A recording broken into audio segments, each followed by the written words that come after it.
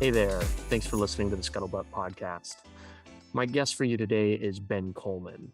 Ben is a former F-18 pilot and after a few years at Mckinsey Consulting turned startup CEO. Ben brings a critical lens to how our military operates. Having led the Chief of Naval Operations Rapid Innovation Cell, Ben had a front row seat to how our military could or should be innovating. We talk about the faults there and the things getting in the way of getting true, quick innovation to the battlefield. We also discuss his current role as the CEO of Farcast and their efforts in trying to find the ever elusive product market fit. Farcast is a company delivering cargo from airplanes without the plane landing, a particularly interesting problem we get into some of the physics of. Ben calls being entrepreneurial the chance to create something meaningful and enduring. A lot of people may not consider themselves entrepreneurs, but isn't that what we're all here to do? Please enjoy this conversation with Ben Kohlman.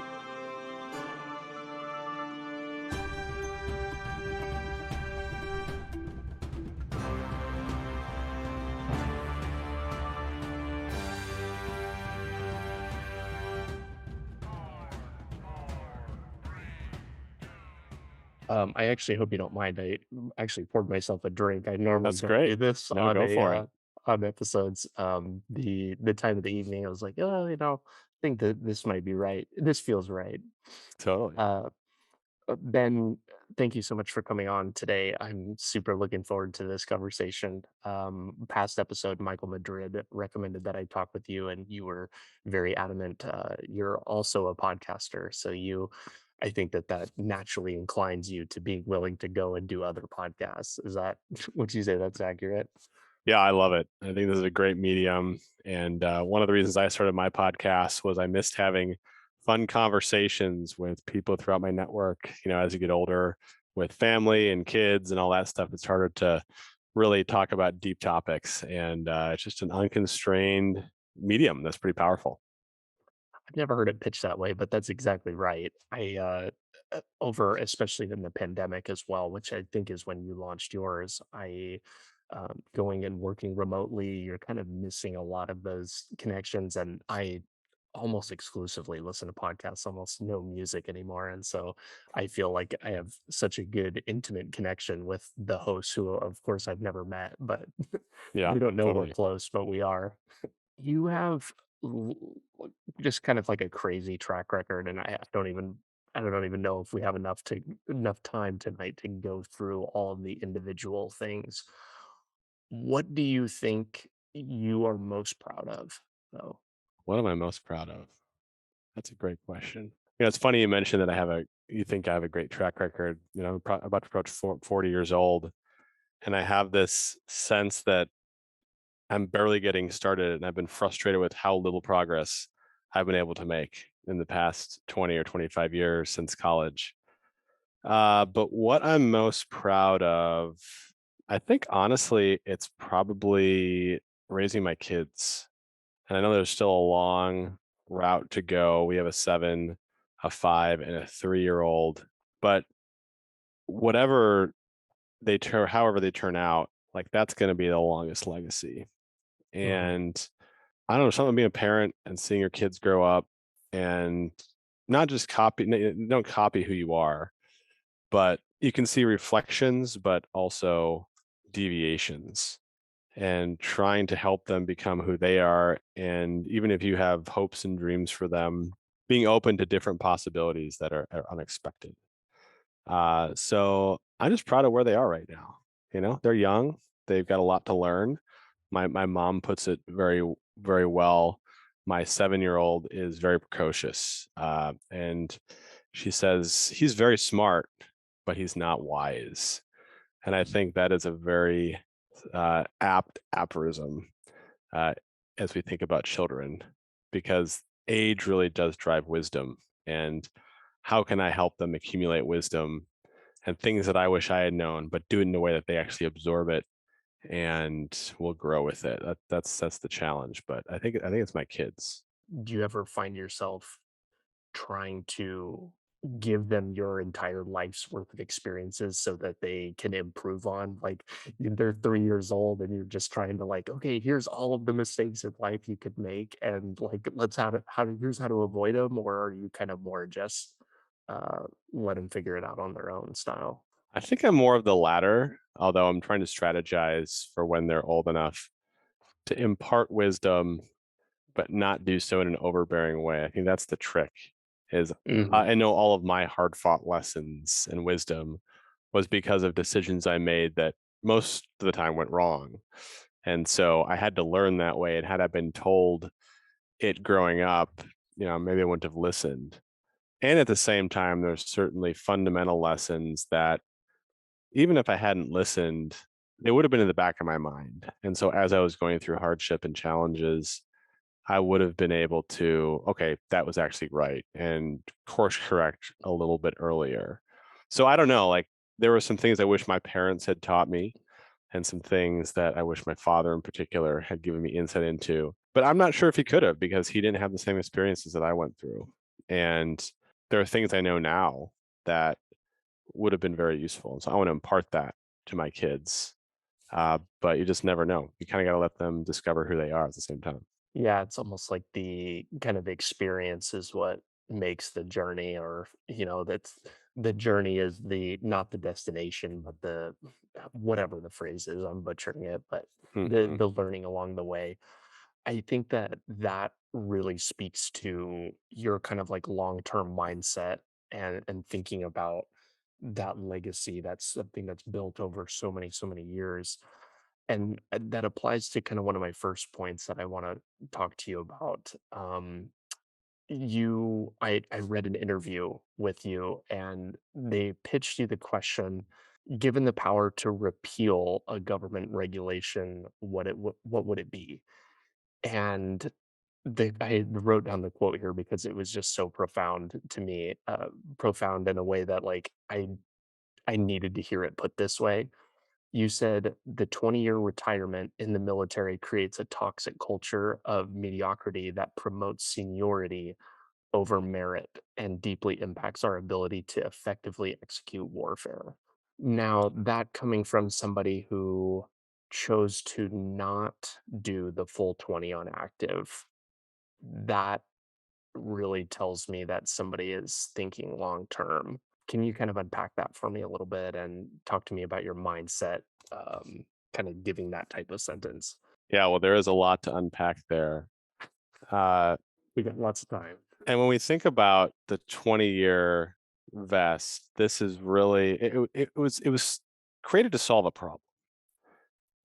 And it was both to push out senior people by giving them incentive to leave with the retirement, but also create a stable career path for folks who were choosing to sacrifice their highest potential earning years in a profession that wasn't going to make them super wealthy.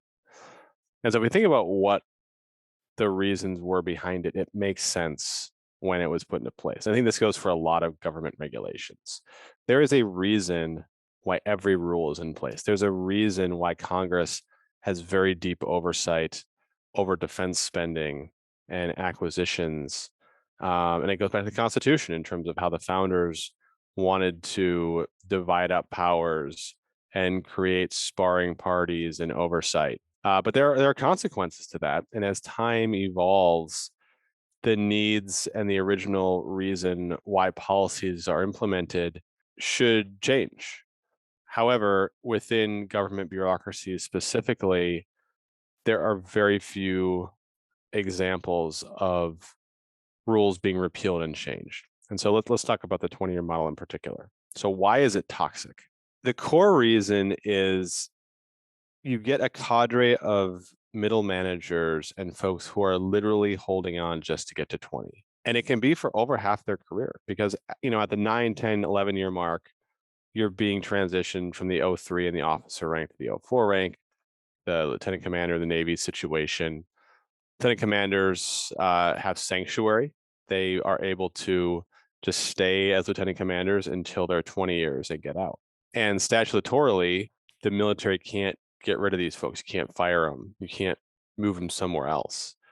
And so you have this whole cadre of folks who are just hanging on to 20, and they have no incentive to be innovative, to be creative, to drive change. They will outlast anybody who wants to have a 3, 4, 5, or even 6-year plan, because they will still be there.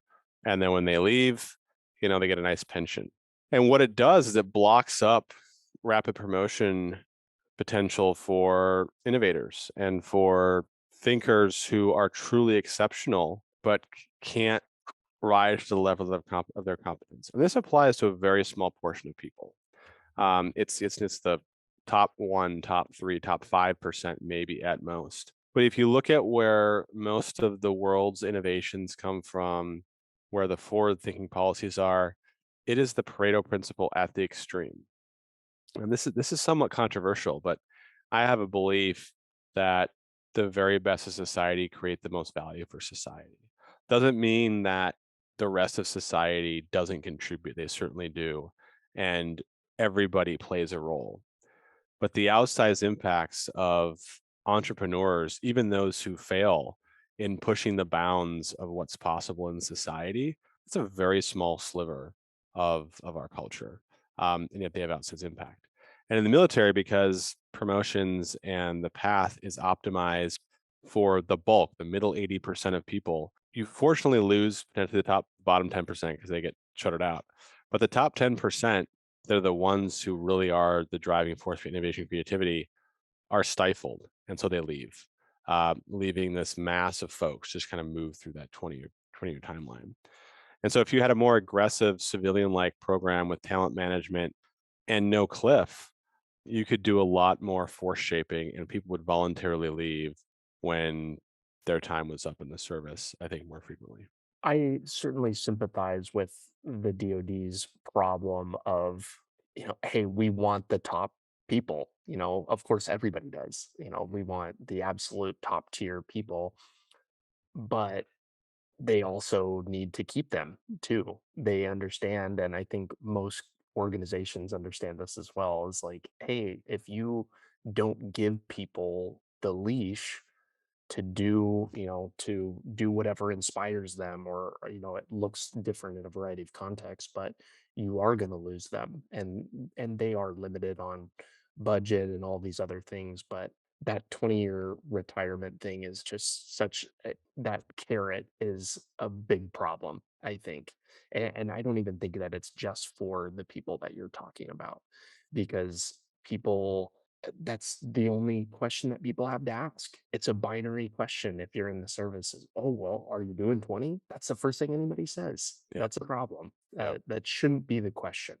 Right.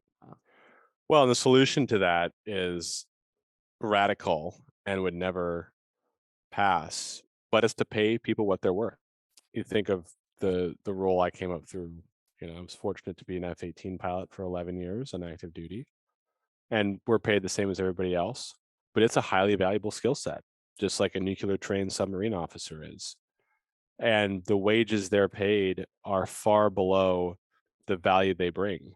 And this is a congressional thing. They'd have to fundamentally change how they pay all government employees. This would have deep repercussions. But there's no reason why, as a first-year McKinsey consultant, I was making more money in aggregate on an annual basis than the 4-star admiral that I worked for previously, before I went to business school. And again, people in public service are doing it for public service. But if the military truly wants to retain the best, you have to incentivize them, especially in a capitalist economy and society. Now, this raises the question, does the military need the best and brightest? I don't think, one, they have the best and brightest. And that goes counter to what every admiral, general, captain says about their people. But They're having not been on 100%. having been on the outside, I can unequivocally say there is far more talent outside the military than inside the military. Doesn't mean there isn't talent and that the people who don't serve aren't contributing meaningfully to our country, but just raw talent wise, the military does not have that. And do we really want our society to shuttle the most forward-leaning, innovative people from things like entrepreneurship or academics or science to serve in the military? I don't think it's a trade-off our country wants to make. And so while we pay lip service to it, we have to be realistic about what service entails and what level of talent we absolutely need. It seems to me, and I definitely don't bring the same level of kind of analytical thought that I think that you are bringing to this, but I don't think that the Department of Defense has ever been run like a business, and part of me thinks that it should be. And I think that that comes back to one of the first points that you made is pay. You know, the people that are serving, they're not doing it for money. We're doing it for other reasons. And, but that may need to change. On one of the last episodes, I spoke with Allison Jaslow, and we were talking about people join for like either money for school, or maybe they want to be a Navy SEAL, like this some kind of elite war fighter, or maybe a pilot. It's some kind of, they're striving for some kind of elite thing. But I think that those reasons people join are changing, and they're gonna have to do more to keep the good people that they do have and attract new people. Otherwise, the recruiting problems that are already starting to surface are going to be much more pronounced Yeah. in the coming years. I mean, I don't know if the DoD needs to run like a business. I think there's trade-offs to be made there. And you're certainly optimizing for something different than profit. There's a different measure of currency that you have to have in mind. But I will say, having to make revenue, whether you're profitable or not, and finding product market fit is brutal, but it's brutal in the way that natural selection allows the best organisms to emerge from chaos and the best ideas and the best technology to emerge from collisions with reality. And if we think of like product market fit in the context of the military, we haven't been tested in the past 20 or 30 years to find that. And just for your listeners who are unfamiliar with what product market fit is, this is a concept in startups, especially, where when businesses find product market fit, this means that they've uncovered a technology or a solution that solves a very deep pain point amongst their customers, and customers can't help but want to give them money, large amounts of money, to solve that problem.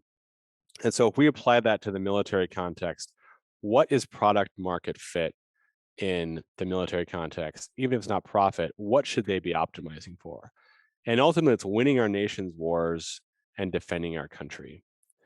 And if we look at the past 20 years of warfare in Iraq and Afghanistan, we were a failed startup for 20 of those years. Not once did we find product market fit on the battlefield.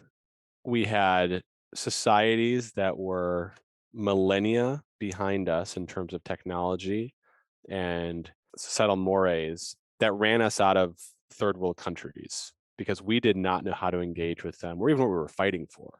Additionally, you look at, what drove success in World War II, especially the speed of iteration with which we had to have in our technology platforms based on what the market, i.e., what the enemy was showing us, was so fast. We couldn't help but have to evolve our technology. With the submarine warfare, the first torpedoes that were used were total duds, and we lost many lives because of that, but very quickly got torpedoes that were very reliable. You look at naval aviation, we had the Wildcat, which was vastly outclassed both by the pilots and technology of the Japanese with the Zero. And we evolved tactics first to do it, but then created the Corsair and the Hellcat that were specifically designed to beat the Zero, the P-51 in Europe, the B-29 Superfortress, solving a very specific warfare need.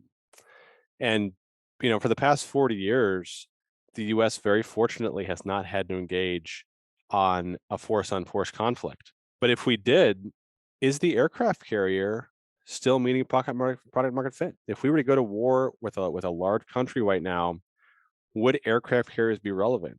We don't know. We haven't tested the market. We haven't had to do that. And so my hypothesis is that if we get into a big war, we are going to experience something similar to what Russia experienced. I don't think it will be as bad. We have far better people than the Russians do, and we do have supply chains and all this stuff. Technology we're relying on, though, is going to come up against some harsh realities because we haven't been tested in the crucible of reality, which is what makes or breaks the best startups. And there's a reason why 90% of commercial startups fail, because they have an idea, they hit reality, and they can't meet product market fit. But the 10% do succeed wildly. We right now in the military, because we haven't had a force and a true war to fight. Again, this is a good thing, but it's also caused our technology to potentially not be relevant for the threats and the forces we're going to face. So, how do you find product market fit when the market is changing quickly and evolving, and you, as the business owner or the CEO, or in this analogy, the US government, you can't test it but every 20 years or so? What's the solution to that problem? I think the solution is you have to empower and create organizations like what the Army built with the Rapid Equipping Force. I guess version 2, when Pete Newell was running it. He was a colonel in the Army. He now runs a group called BMNT out of Silicon Valley, and it's built Hacking for Defense with Steve Blank. But when he was running it, he was tasked with finding rapid solutions to battlefield problems and deploying them quickly. And so an example of finding product market fit on the battlefield is what we see troops doing all the time in dynamic situations. You have a Humvee. The Humvee drives over an IED. The IED explodes. The Humvee is broken in half because it's not armored correctly. So what do the troops do? They go back, they have their Humvees, and they slather on a bunch of metal plates. And the next time they roll over an IED, it still has an impact, but it's not as bad. So they slap on some more. And eventually you get the need for the MRAP. Now, the MRAP's a very niche product, but it evolved to solve a very specific need in the marketplace. The ability to ramp up production was found in 2009 and 2010, but within 2 or 3 years, it almost became obsolete because the enemy then adapted to what we were seeing. Look at the Navy on the exact opposite side. Hypothesis of small, fast frigates or small ships. So we build the littoral combat ship program, which is an absolute debacle from the beginning. And to the moment that the ships are rolled out, they're retiring these ships 10 or 20 years early because they break, they don't meet the mission. They didn't really have a purpose. It was a theoretical purpose, but when it hit the real world, it didn't meet the need because there was nothing to test it against. So instead of having 5, 10, 20-year long programs where you're projecting into the future what you think the battle space will look like, you need to have small, agile cells that when we are in combat, when we are in Afghanistan or Iraq or against, other large nation states with more capable militaries, you can quickly ramp up the engineering capability to target specific threats that we'll face in the battlefield. And because our lead times are so long and things are so expensive, you can't do that. For instance, we want to use the Joint Strike Fighter for close air support. It's a great platform. I mean, all the pilots who fly it love it. They say it gives the most SA of any system on the planet, and it's true. But it's $150 million. Whereas if you want to fly close air support, could you create a T6 Super Tucano, which is a couple $1,000,000, has all the weapons you can fly over it? That's a very niche solution for a battle space that you have air superiority in, but it's cheap and rapidly deployable. Okay, let's think about China then. Well, what are you going to do if you're going against 5th generation fighters over the Taiwan Straits? Maybe the F-35 and F-22 pair will work. But what if there's a cyber attack and it's just on all of our systems, or all of our tankers go down because of some bug?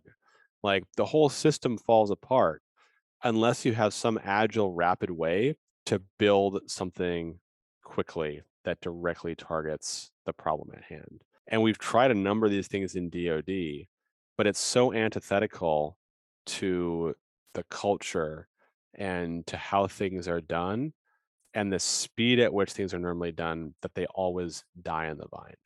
Do you think that implementing that type of idea costs more money than what we're currently spending on a DoD budget? because to continue your startup analogy in like a military context, the people funding your seed round or whatever you want to call it, that's the American taxpayer.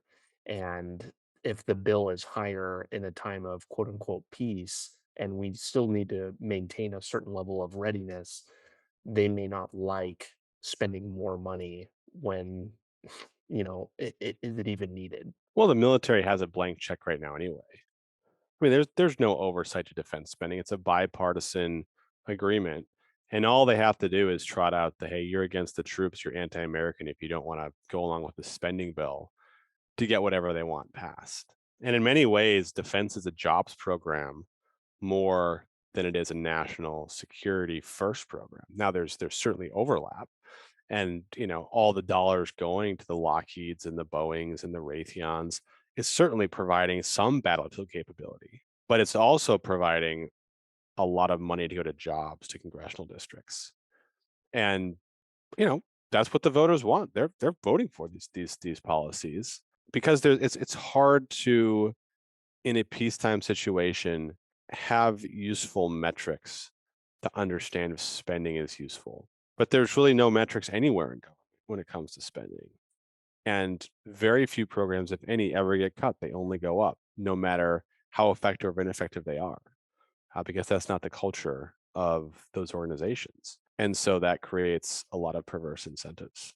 I think that context is such an important thing to factor in, especially when looking at numbers. I saw somebody on Twitter going on some rant about how the face value dollar figure of what the defense budget was so high, but what does that really mean? We just printed a couple $1 trillion and mailed out checks to the entire country. That is literally helping to defend the country. And then, how do you look at that? Is should we be spending more or less than we were during maybe World War II, or when the population was half the size that it is now? Like, what is the right number? And I think to your point there, I don't know if there is one. Well, I think the right number is a political question. And this might be a tautology, but in a democracy, whatever the budget line item is for a particular project, that is the right number, because the people are electing representatives to create a budget. And within plus or minus 25% of that line item, if there's no pushback one way or the other, they're probably getting it right from a pure voter standpoint. Now, is it effectively spent if you were to take a true auditor's pen to it? No. And this is why we talk about waste all the time. But the American public for decades has been willing to spend 780 billion or whatever the dollar is right now per year on defense. There's been no outcry to drive that lower. There's some cry to drive it higher, but not enough to actually change spending priorities. So to some extent, it's the right amount to spend. But 10 years from now, looking back, will we have spent it in the right ways? And that's where whatever war or conflict into will prove that out one way or the other. We've had a very poor track record of it since 2003, but maybe we're right. Maybe all the Joint Strike Fighters and X thousand of AMRAAMs we have and the number of ships we have is the right force distribution, or could be wildly off.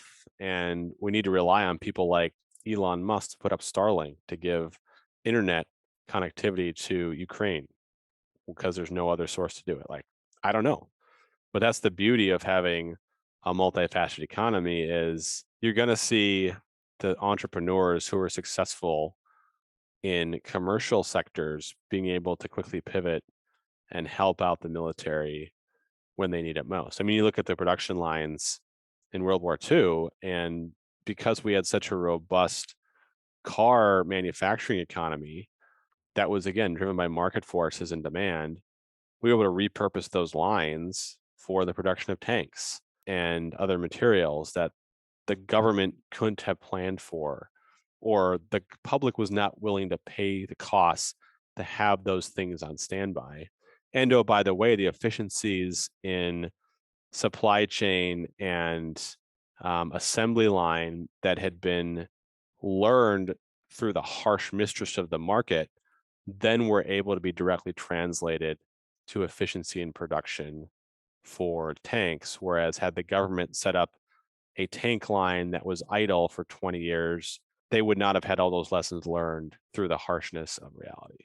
You were part of and helped lead several entrepreneurial type initiatives while you were on active duty, including the Chief of Naval Operations Rapid Innovation Cell Task Force. I would love to hear, like, I had never even heard of that for one, but would love to hear about that initiative, what that was like being responsible for while you're on active duty, and then what were kind of the results and your learnings from that? Yeah, it was a trip. So the CRIC, which, like all good military organizations, had an acronym embedded within an acronym. It Oh was man. the CNO's Rapid Innovation Cell, and as we all know, the CNO is Chief of Naval Operations Rapid Innovation Cell. So we got the double whammy there. We did not come up with a name that was imposed upon us by the admirals, but it was still an appropriate name. But back in 2000 and I think it was 11, I had just gotten back from Afghanistan. I was in San Diego as a flight instructor, and one of the Marines, I was with the Marine Corps at the time, an exchange tour. One of the Marines who was one of our maintainers, he was arrested for drunk driving in San Diego or some alcohol related incident. And as a result, as the military does, a draconian umbrella was put upon everybody, where we had to call the next person or change of command if we wanted to go out to a bar on a Friday night. And I'm not a guy who goes parties a lot. I'm a stay at home kind of guy. But I was infuriated.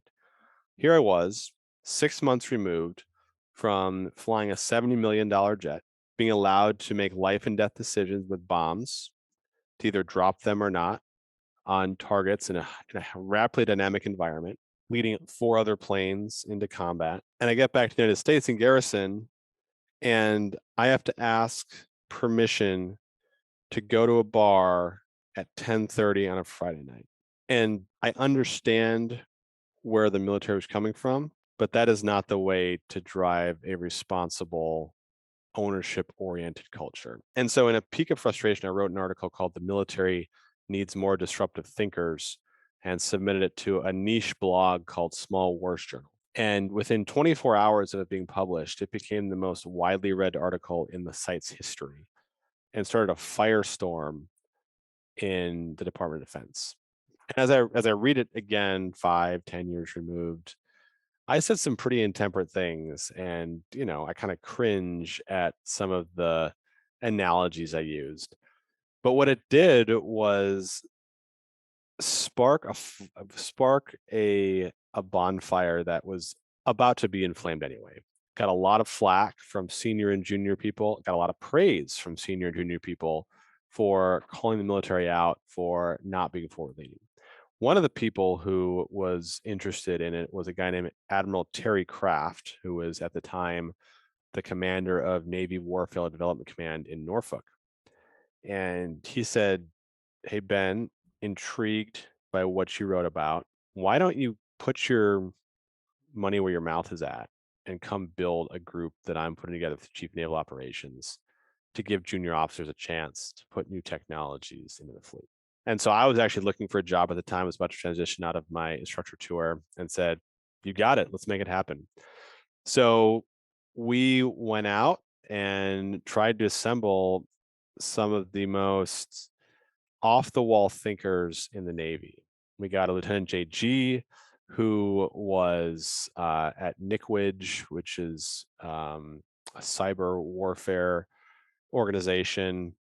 We've got one guy from DIA, another cyber guy, a guy named Tyson Metters, who was a surface warfare officer, but went to China for a year in the middle of his time at Annapolis, got a computer science degree, learned Chinese, had some crazy ideas on what the Navy was doing right and wrong.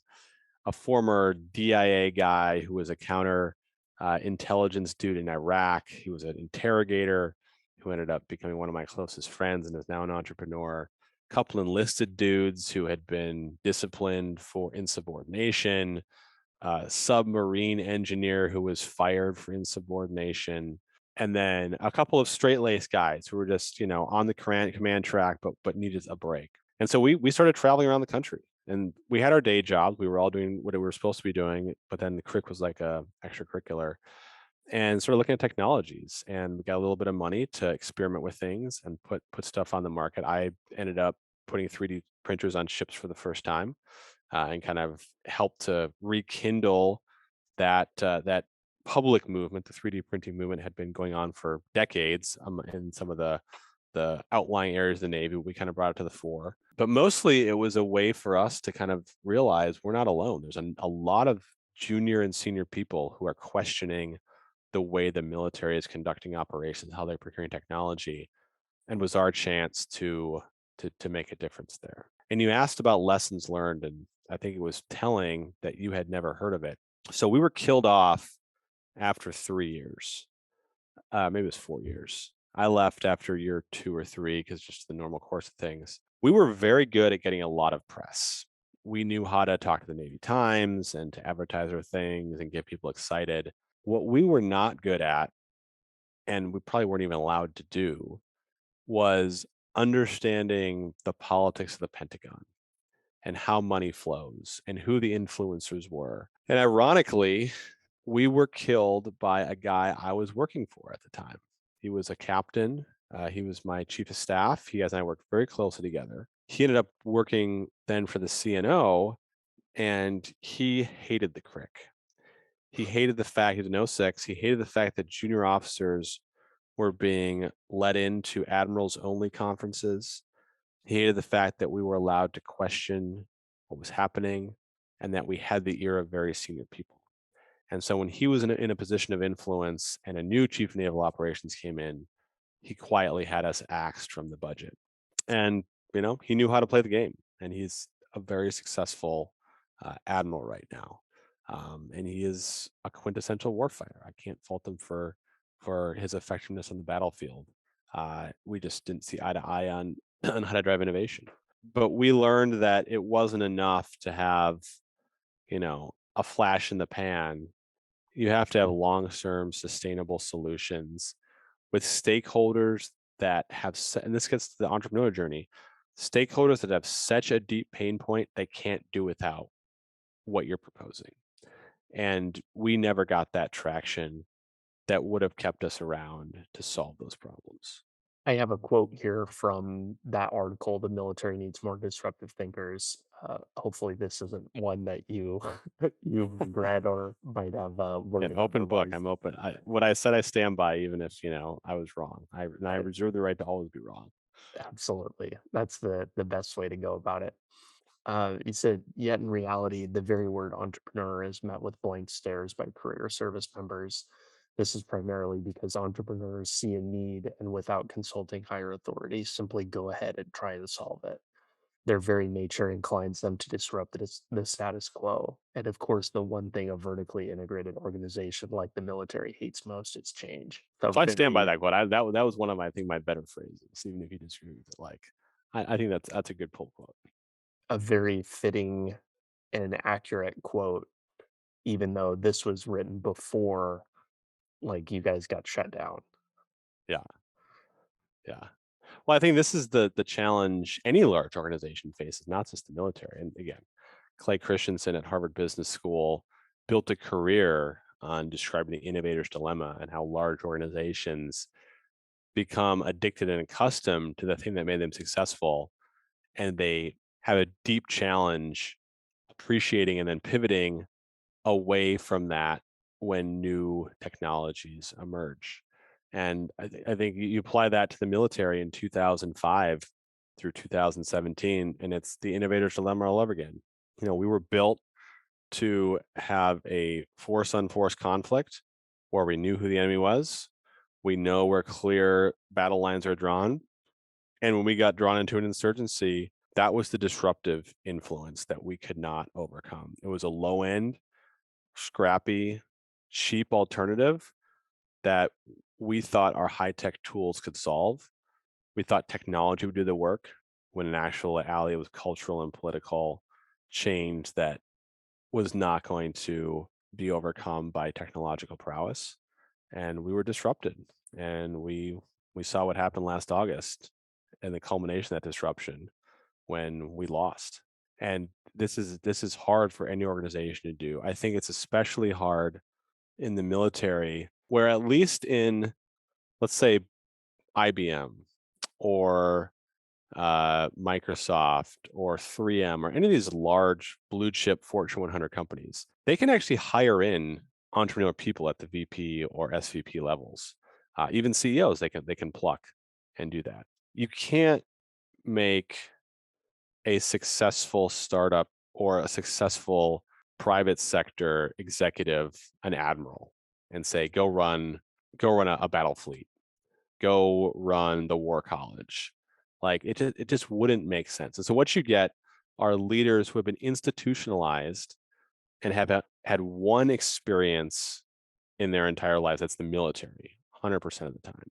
And I see this at 40 years old. I think I'm a very creative, forward-leaning people, and I am becoming incredibly set in my ways. And there are things I can't even imagine or fathom, and I'm willing to challenge myself on. I saw this amongst senior military members as well, is they had only seen one type of problem their entire lives and could not break out of that solution mindset to introduce new creative ideas and solutions.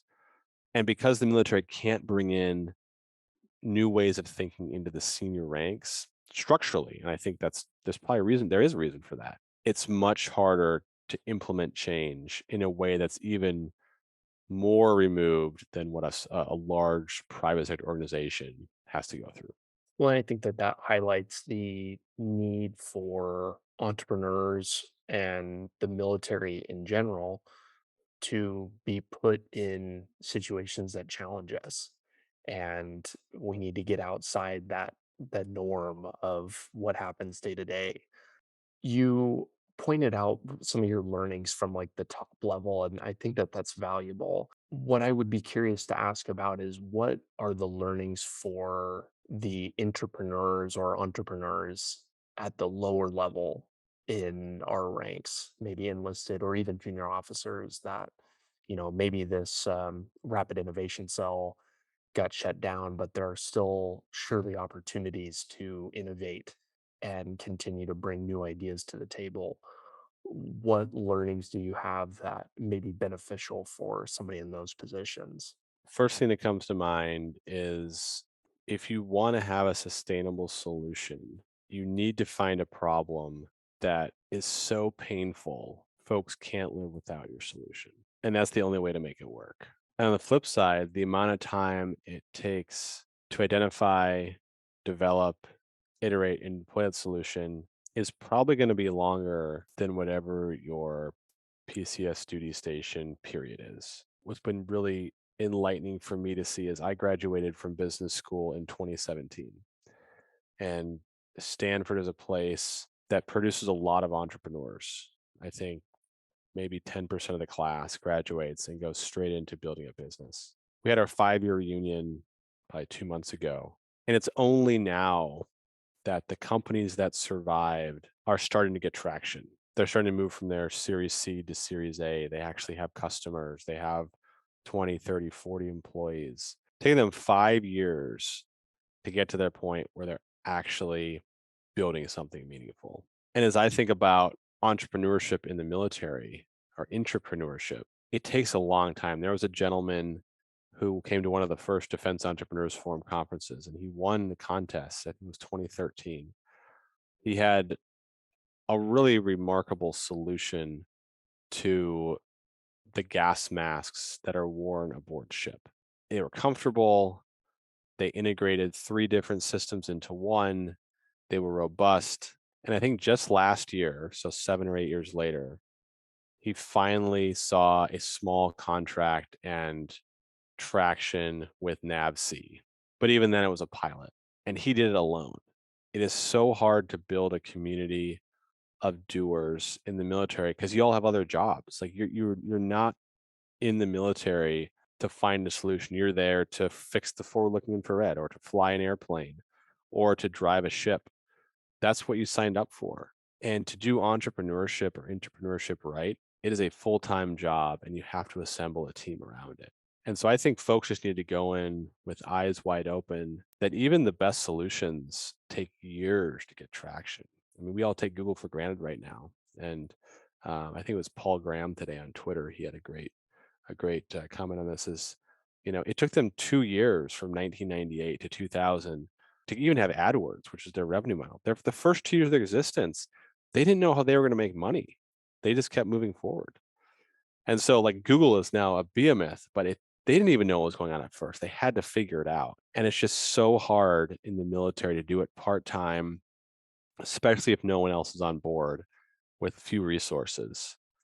So if you want to be an entrepreneur, get out of the military and build a company. I think that that pain of the problem is such a good motivator for people to continue pressing on when, everything is telling you, your body and your sleep schedule and your friends and everybody else on the list, that, it's probably not going to work or whatever. But sometimes those problems hurt so bad that Yeah. you can't not do something about it. And not many people get that call, but that's why there's not very many successful Yeah. businesses like you highlighted. The other challenge there is, you hear about all these apps that could be developed. I heard a story where someone went to the Air Force Inn and like he had to show his paper orders and they weren't going to let him in, and he had to go out and print them. He's like, why don't we just build an app to do this? And you just show it and it's like all pre-cleared, which is brilliant. I mean, that solve a lot of problems.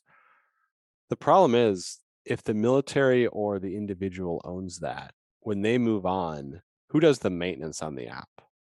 It's going to fall into disrepair. And this is why, to some extent, having a contractor that you're paying to do it, the reason military goes that way is because that will endure beyond one service member's time in service. You'll have the maintenance contract from the X, Y, or Z company. Now, they may not be the best, and I won't go into the many contractors to the DoD employees right now that provide subpar service if they actually to compete in the real world. But it's actually better than having a service member pass down the maintenance from person to person. I remember the Naval Aviation had a program called SHARP, and I think it was literally stood for Shit Hot Aviation Reporting Program. And it was developed by a junior officer in like the late 90s because keeping track of flight hours and mission requirements and maintenance was awful. And so he just like sat down and built it. And he ran it for a couple of years and then moved on to a squadron. And I think he ended up selling it to one of these third-party contractors who then took it over and owned it because he needed that long-term sustainability of that was just not in the job description of anyone who's a service member. So to have an impact in the military is so hard when you're serving in it, even when you're outside of it. Like, just know what you're getting into, that you're probably going to fail. Something about that is just so inspiring when you put it that way. Well, I mean, I like to be very direct and blunt with folks because, like, I don't want them. This stuff is all hard fought. Yeah. You mentioned the Defense Entrepreneurs Forum a few minutes ago, and I'd love to kind of hear about that. That's a 501(c)(3) nonprofit that you helped co-found. Love to hear about the launching of that, what that looks like today. I think that it's got some really exciting opportunities for people to like get involved in that are interested in this space. Yeah, so DEF launched around the same time the CRIC launched. I wanted to create an organization that was not associated with the military officially, but would bring together the lone wolves from across the services who would have a place to just talk.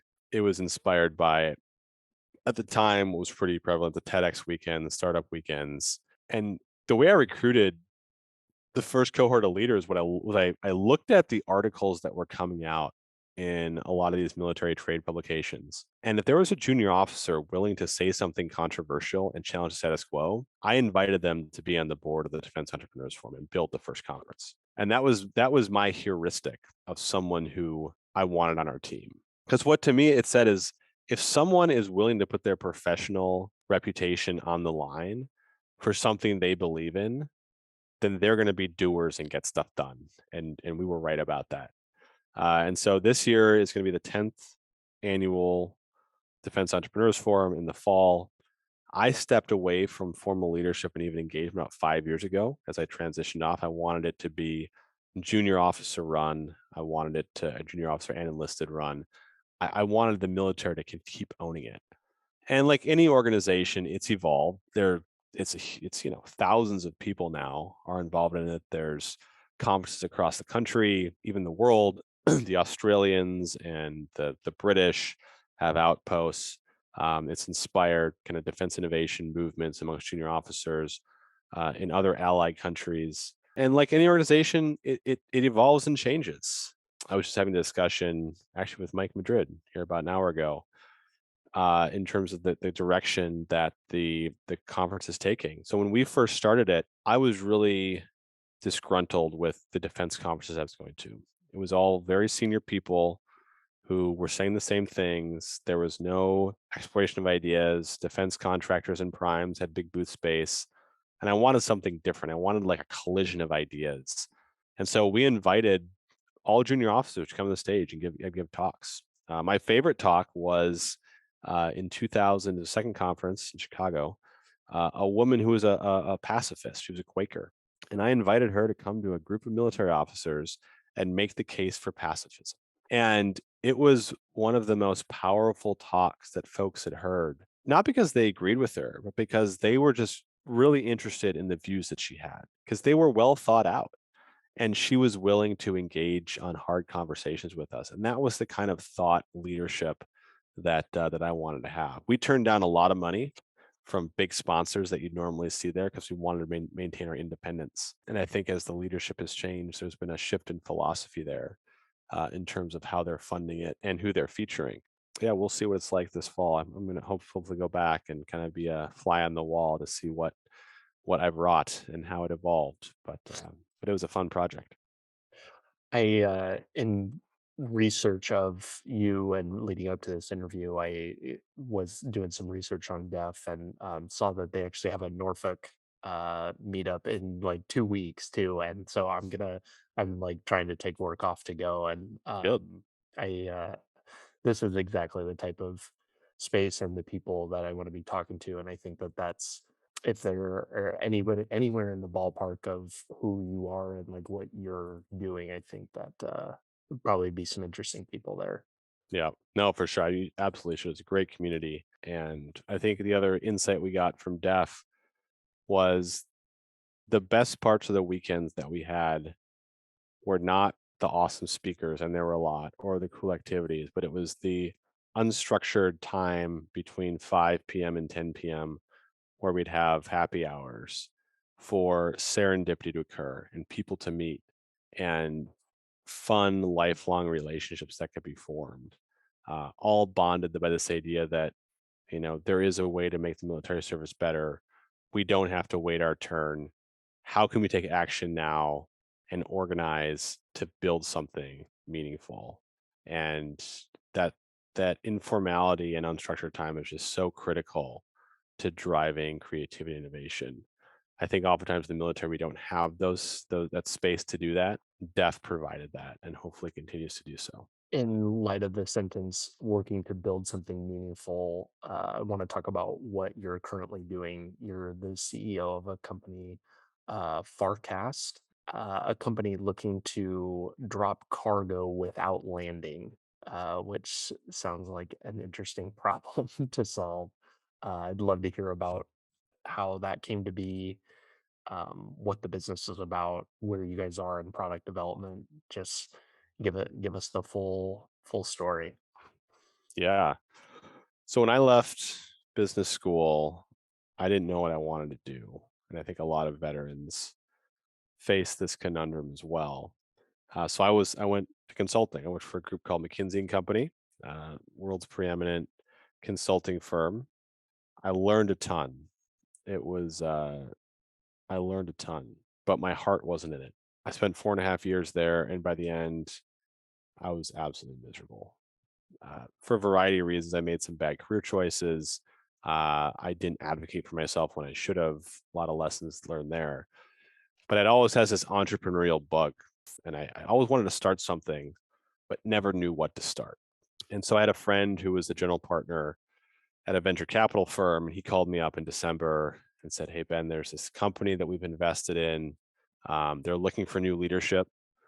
They're about to run out of money, but if we find the right candidate, we'll recapitalize it and give the team, enough runway to give it another shot." And I was planning to build a company with another friend of mine from business school, a Navy SEAL. And we took a look at it and said, you know what, this is what we want to do.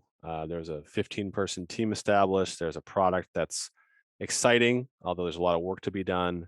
And we want to both build a team and see if we can bring this to market. So earlier this year, I left Mckinsey and took over at what was then Dash Systems, and then we renamed it to Farcast.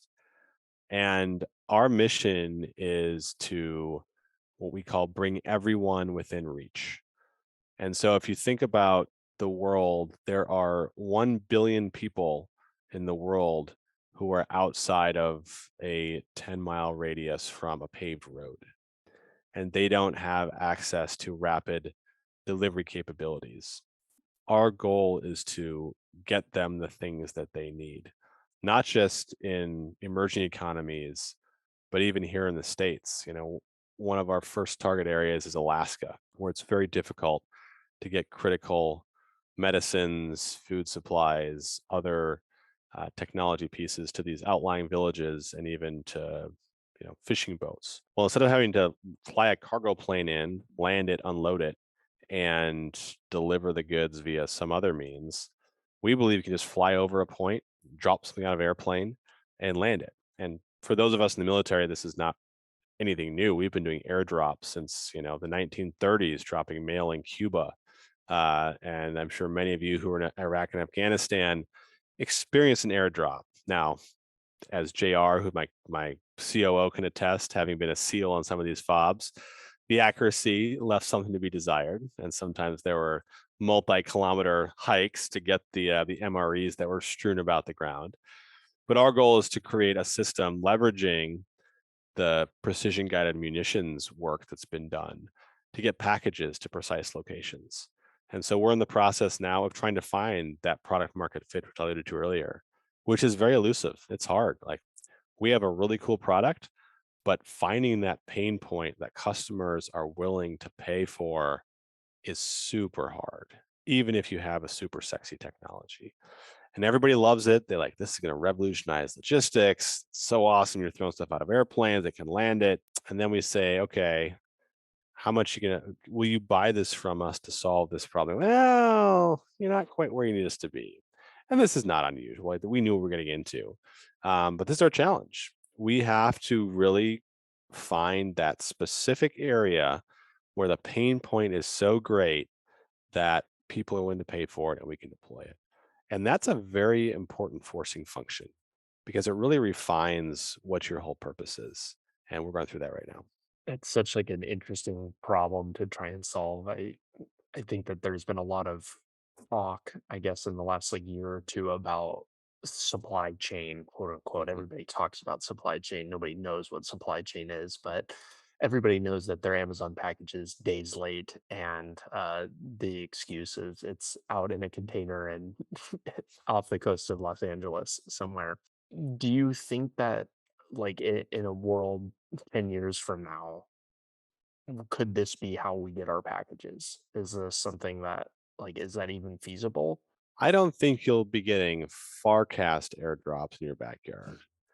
I think, though, you'll probably, for the smaller packages, there will be specific use cases where you're using zipline or wing drones to drop 2 to 5 pound packages. Could be a couple books from Amazon, could be, the delivery from a local pharmacy.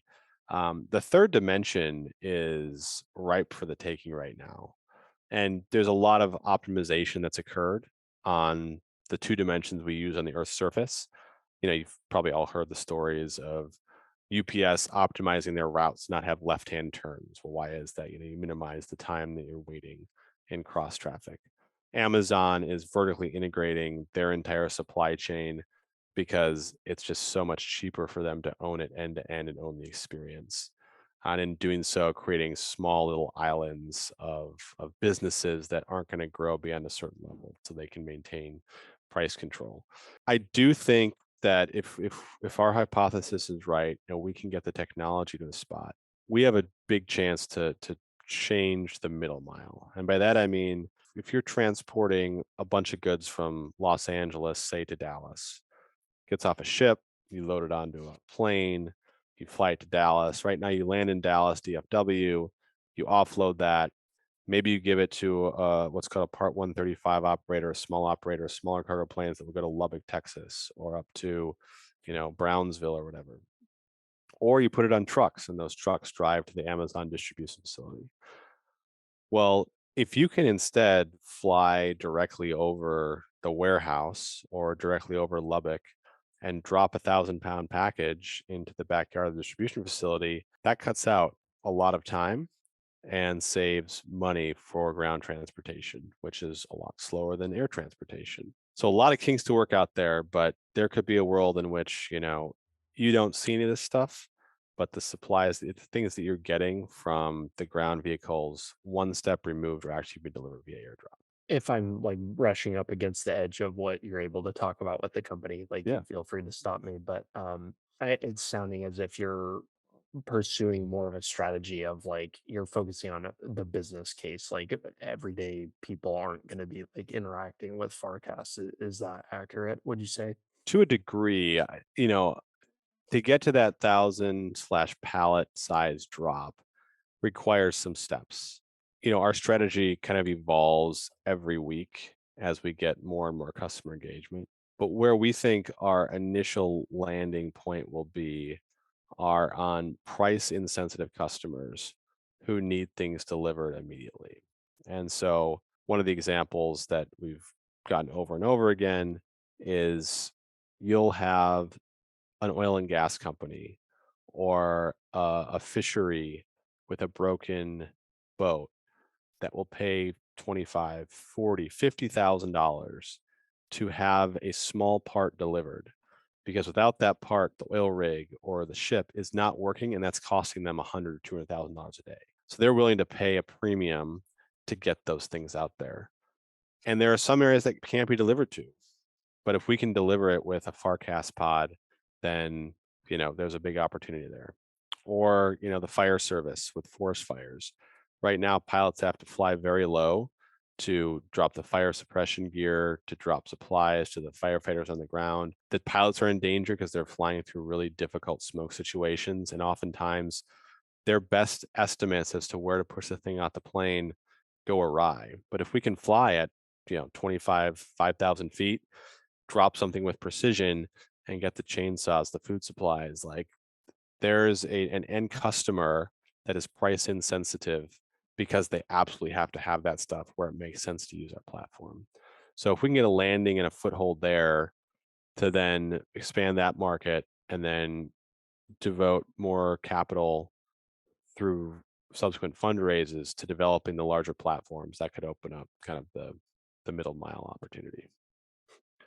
I like your focus on price insensitive. I think that anybody building a company going after customers that are price insensitive is probably a good place to start.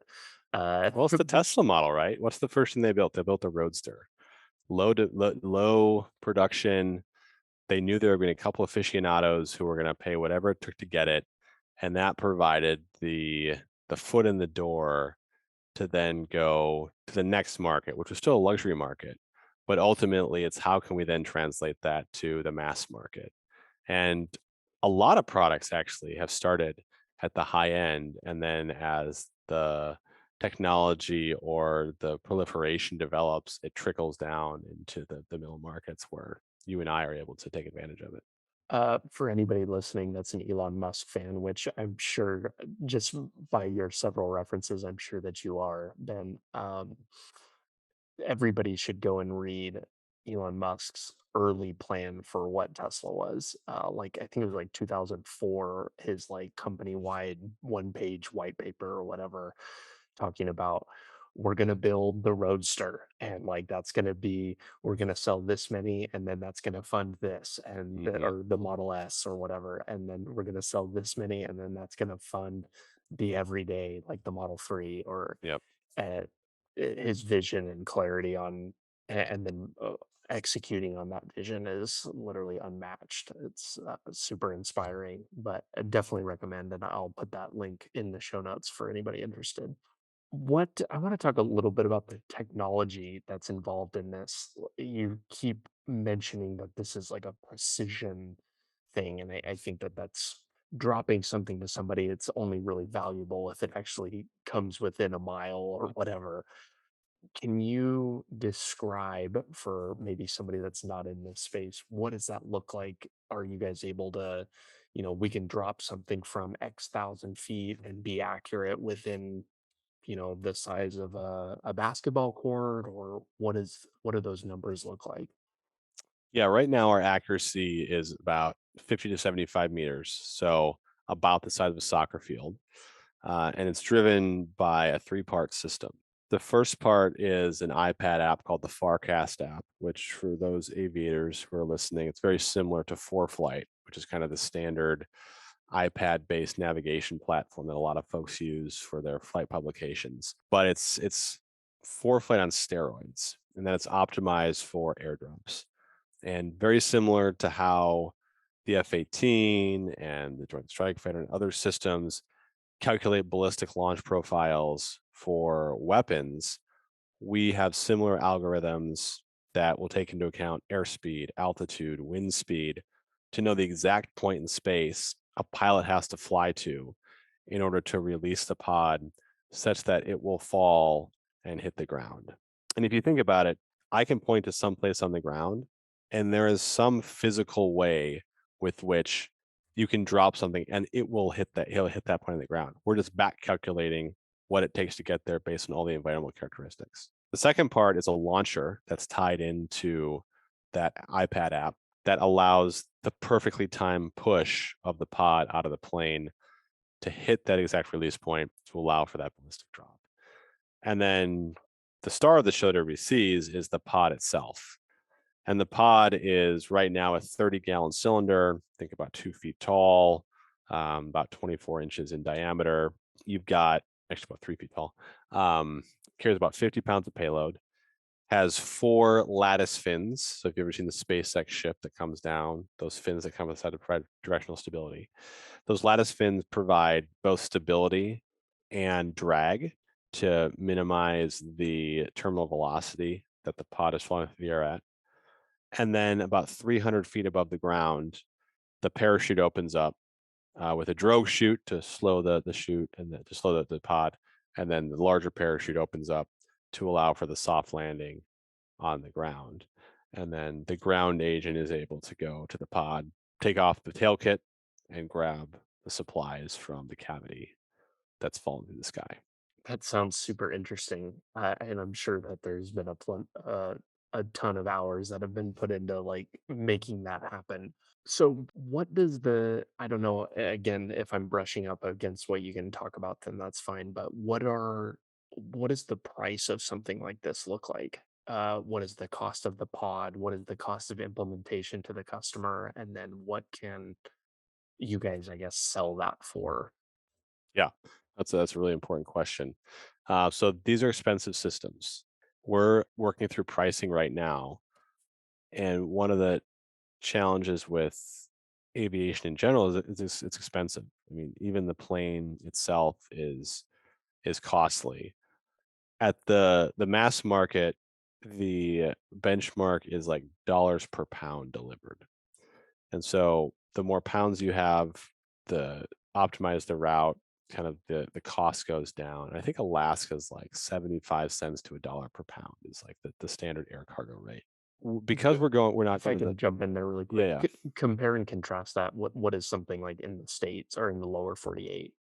like Compare. ground based, you mean, as Yeah. opposed to, Yeah, I yeah. mean, it's about the same, regardless, like air cargo is going to be about the same no matter where in the Okay. world. It's a very low margin and homogenized business. So like, think 75 cents to $1 a pound to Okay. deliver something.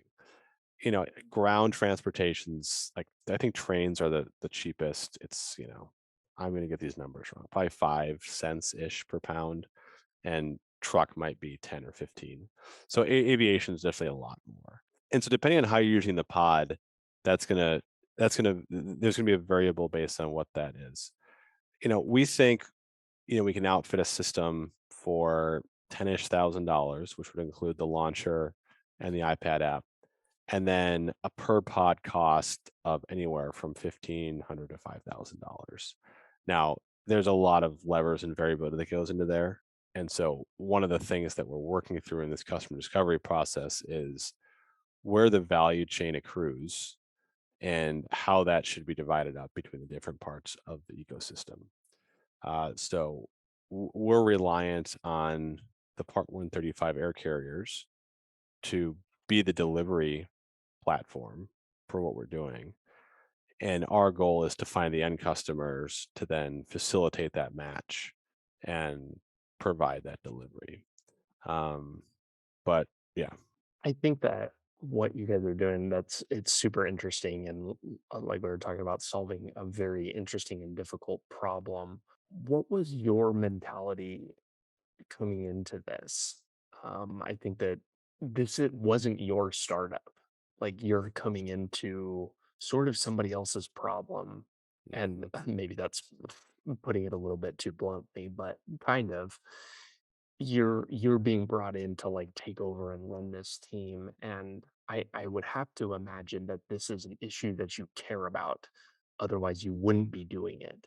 What kinds of things were you thinking about when that offer came through, of like, from the VC guy looking for leadership to come in? Because, you know, you may have been unhappy at McKinsey, but you were also making probably a pretty good paycheck. And then, hey, come and work for much less pay, I'm sure, on an unproven product that's running out of funding. That's like literally jumping off into the deep end.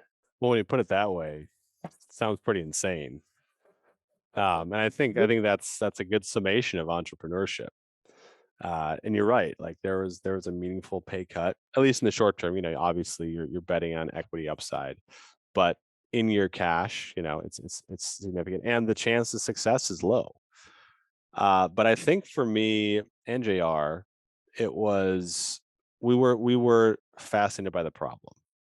I mean, getting back to aviation was not intentional, but there's a deep-seated love for aviation uh, since I was a young kid, and it's great to be back in this ecosystem. And even the networks and people that I've been able to engage with. I was at a conference 3 weeks ago called Up Summit in Bentonville, and it was all CEOs of aerospace startups, and it was just so inspiring to see what's on the horizon in the next 10 years between eVTOLs, the electric vertical and takeoff landing platforms, the space rocket companies that are doing fantastic reusable experiments, even the large companies that have really interesting solutions to climate change and all this stuff. Like, it was amazing, the folks that are in this community. The second part was being able to build a team and drive a culture and take on really hard problems. I remember when I was in business school, there was a class I was taking on entrepreneurship, and the professor brought in the guest speaker, and he asked the class, okay, how many of you want to take over a failing business with 6 months of runway and a team of 50 people? And I was like, that's why we're here, right? So I raised my hand, and there were two of us in the entire class of 60 people that raised our hand. And I found that to be very interesting. Like, I thought we all wanted to lead hard problems and like be the one to drive those solutions. And not everybody has that mindset, which I should have known, but I've come to appreciate. And this is that situation. It's kind of impossible when you think about it. Like, we have cultural issues to take care of. We do have funding, which is great, but we don't have a lot of runway. We're trying to do hard tech, and aviation costs so much money. It's hard to get up in the air and drop stuff. We are trying to find customers for a technology that's never been used commercially before in a meaningful way. A lot of our customers have low willingness to pay because they're on the lower end of the economic spectrum. Like everything about this company says, do not invest, do not come close to it. And yet there's something enticing about a really hard problem that if you crack this will revolutionize a meaningful part of our economy. And at the end of the day, like I've just always been attracted to hard problems. Like I took on the whole defense department. Like That is the hard problem. I don't know, I don't think we won, but we made progress. Like there's a whole ecosystem of innovation now, whether or not they're effective or not, they can debate that. But like, had we not been there 10 years ago, would that have existed in a very different way, potentially?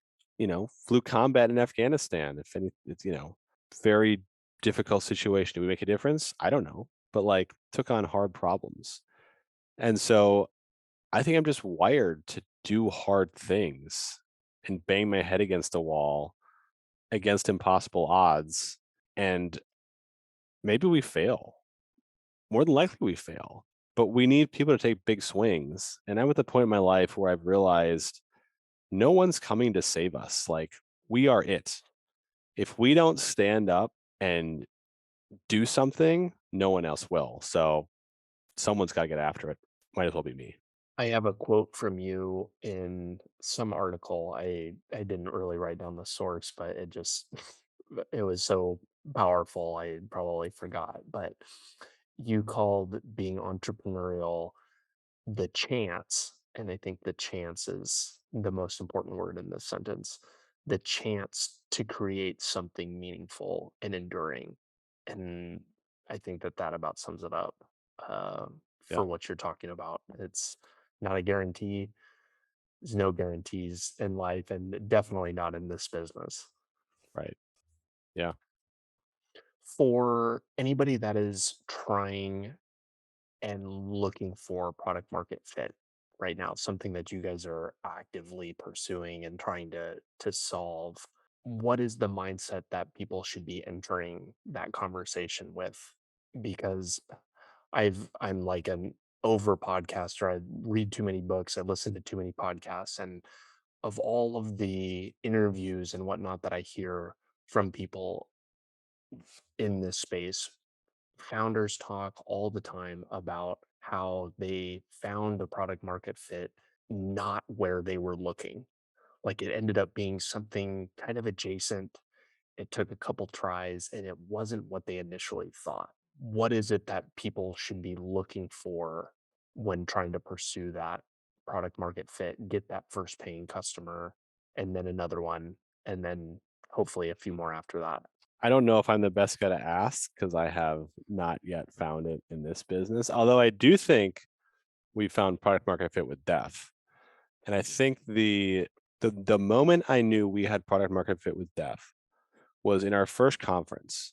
It was scheduled in 2012, October 2012, and it was over the time when they had the big budget shutdown. And so the government stopped all travel. And we still had 100 plus people, junior officers, take leave, pay their own way to come to Chicago and engage in a 2.5-day experiment. Like when people are carving out time and hard-earned money, especially junior officers, like that's something magical. You don't have junior officers paying money to go to defense conferences. Like that doesn't happen. And so to me, that was part of at that moment I knew we had something special because people were paying to do this. I think similarly, as we look at what product market fit for Farcast will look like, it is people saying, take my money, deliver to impossible for me. No one else been able to do this. And if we have it and we lose it, our lives will be irrevocably worse. I mean, that is the feeling you want to have. And anything less, you're probably not going to succeed as a venture backed startup. And there is a non-zero chance that we don't find that. But we are doing everything we can to do that. And at the same time, you have to talk to customers and really figure out what their pain point is, because what people say their problem is oftentimes not the actual problem. They're not lying. They're not trying to be coy. They don't know how to describe their problem.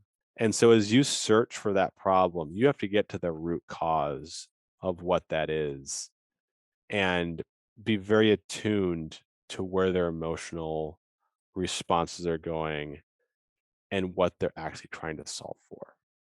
And so it takes a lot of EQ to grok that. And then also, also a willingness to completely change your strategy if you discover something. I'm reading, being about the military, I'm reading The Guns of August by Barbara Tuchman, which is about August 1914 and World War One in the Western Front. They talk about the Eastern Front too. But what's remarkable to me is the Germans, the French, the Russians all had war plans that they had been planning for decades.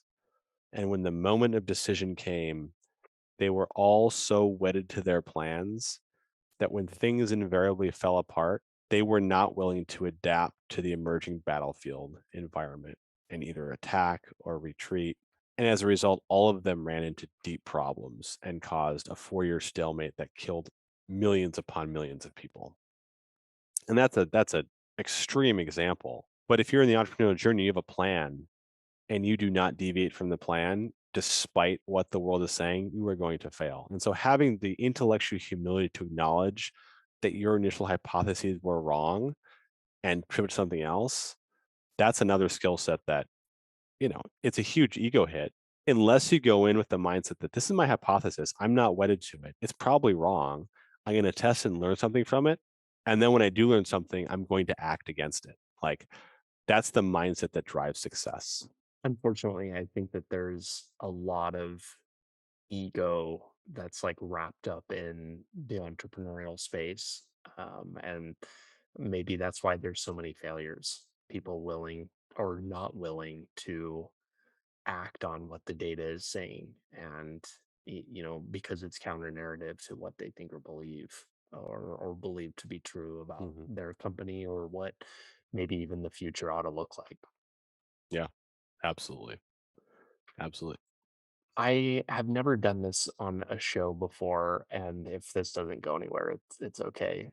But I would love to kind of like riff on some ideas with you if you have any about maybe products that should be built, problems that you've seen maybe in the aviation world, maybe the military, maybe whatever. What are some things that you think should be built that haven't been built yet? It's going to sound silly. I think we need a far better pool cleaning paradigm. So we got a pool in our recent house, and there's like a random service provider, and like the customer service is terrible. And like what they do is actually not that great. So I've been thinking a lot, okay, next business, I don't think I want, who knows, maybe I do venture back again. I kind of want to just build something from scratch that serves a need. And this is where I think I talked about, you got to find a rabid, painful problem to solve for venture backed. The flip side of that is you can build a very good normal business by just solving everyday problems and doing it well. You're not going to become a billionaire, but you can build a good business off of that. And this is one of those problems that's it's annoying, but it's not annoying enough that like deep resource you're going to put against it. But there's so much efficiency to be gained in better information for pool owners and like automatic cleaning systems and metrics and like having pool people understand what's going on. Like, I don't know, that would be interesting. When it comes to aviation, I don't know, I think all the problems that are being solved. Like one of the really cool problems that one of the cool companies is one called Venus Aerospace that's trying to develop a hypersonic commercial transport plane that can take you anywhere in the world in 1 year, or I'm sorry, 1 hour. And like it's mind blowing what they're building. And they could get there like 10 years away, but it's just like, dang, there's some cool stuff on the horizon. Yeah. Have you not invested in one of those, like, pool shark things? Like, why do you have a pool company or a pool guy? Why Well, don't you just get one of because those? we have like a pool vacuum cleaner that goes in there and cleans it, but like you still got to skim the top. And then there's like growth that comes on the pool that's like algae. And so you have to put the chemicals in it.